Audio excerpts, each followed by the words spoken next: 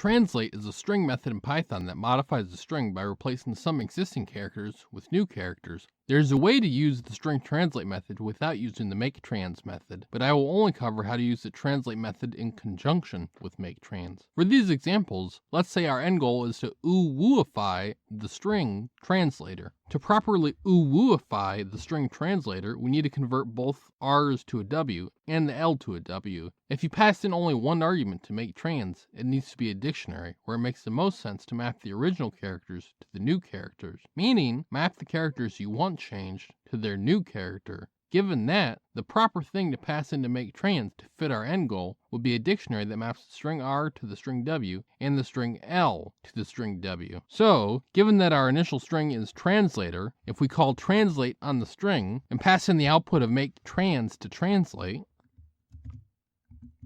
let's see what happens.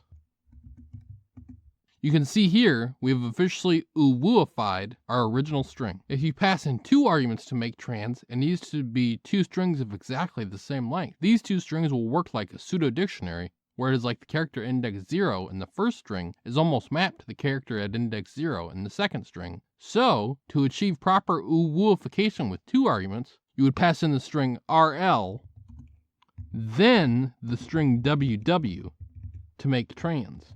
To take it further and translate our string, we will call translate on our string and pass in the output of make trans to it. You see when we run the code, this too has properly uwooified our original string. Unless someone can comment a Galaxy Brain solution that I'm not thinking about at the moment, I don't think there's a way to use make trans's 3-argument functionality to achieve our end goal. But for the sake of completeness, make trans's third argument is a string that specifies a set of characters to be essentially deleted in the end result. So for our sake, I would just pass in the empty string to make trans, as no character needs to be deleted. One last time, to finish this off with translate, we would call translate on our string and pass in the output of make trans to translate. One final time, if we run the code,